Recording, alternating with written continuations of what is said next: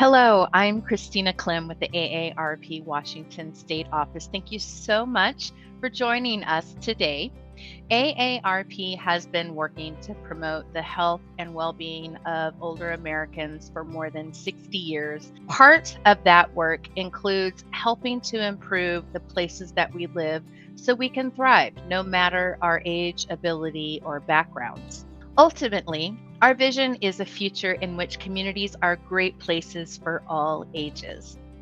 Today, I am pleased to share some exciting news as AARP is now accepting applications for the 2022 Community Challenge Grant Program. The AARP Community Challenge Grant is open to eligible nonprofits and government entities. The grants fund quick action projects aimed at improving public places, housing, transportation, civic engagement, and other innovative ideas. You can learn more about the grant program on aarp.org/community challenge.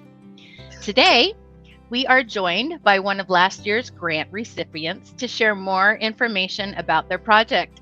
I'd like to introduce you to our special guest, Terry Lippincott. She is the president of the Friends of Snohomish Library. Hello, Terry. Thank you so much for being with us today. Hello, it's a pleasure to be here. Thank you. Terry, let's get started by learning a little bit more about the project for the Snohomish Library. Could you tell us a little bit more about the project itself and maybe some of the reasons and ideas that led into applying for the grant? Absolutely, I'd be happy to. So a Storytrail is, imagine those kind of stations that you see in outdoor parks, along trails that tell you a little bit about the flora or fauna of the area. Well, our Storytrail actually is telling a story using picture books, and each station, permanent installation, each station holds the pages of a storybook. And we were lucky enough when we started thinking about how would it work and is this something that we could perhaps apply for grants for, we realized that we were in a perfect situation for an AARP grant because our library is right literally next door to our senior center. And we have a very active group of seniors in town, and those seniors have grandchildren. And they also have family members that they spend a lot of time with. So we just have this perfect trifecta of a way to get these stations not only put in, but also encourage our grandparents, our parents, our caregivers, our kids, our library users, all to get outside and spend some time on our story trail. So our story trail is adjacent to our library parking lot, and we have 22 stations. And when you reach the first station, you read a little bit about what a story trail is and who funded it. Station 2, page 2, all the way along until all of a sudden you're at the end. And by the time you get done, you will have not only experienced an entire story, but also hopefully you've taken some of the suggestions the librarians have placed in the stations about how to engage with kids, encouraging literacy. This was such a great opportunity to partner not only with our Snohomish librarians, but also with the City of Snohomish crew. I'll tell you, those guys showed up. They were eager. They did all of the install. In fact, they were an in-kind donation to the project.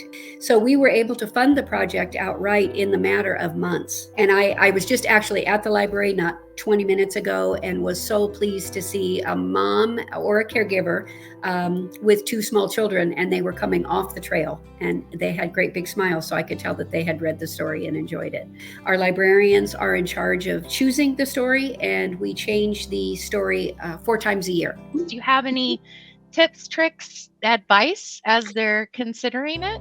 I do. I actually would not have considered an AARP grant except a dear friend of mine who's also on that Friends board actually received one several years ago. She came up with the idea, let's look into an AARP grant. And my first response was, but the story trail's for kids. And she said, oh, no. Let's think about this. We're right next to the senior center. It's intergenerational. You'd be amazed what they fund. And I was tickled that not only did we receive the grant, but also the reception from AARP. It was helpful to have a team to look over the application and to talk about what would be the best way to answer this question or that question. And I also found that although we didn't tick all of the boxes on the grant, we ticked enough to make it seem worthwhile. And so don't feel bad if you think the grant doesn't fit the application. That doesn't mean you won't be considered. Thank you so much, Terry. I really appreciate you spending some time with us today and telling us about your project. And I wish you guys the best of success as you move forward with the project.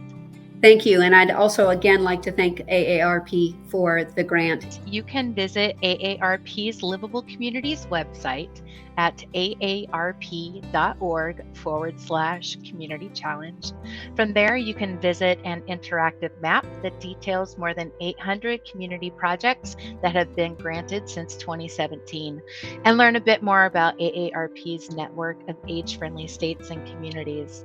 You can also visit our AARP Washington State page at aarp.org/WA. Thank you for joining us today, and stay safe.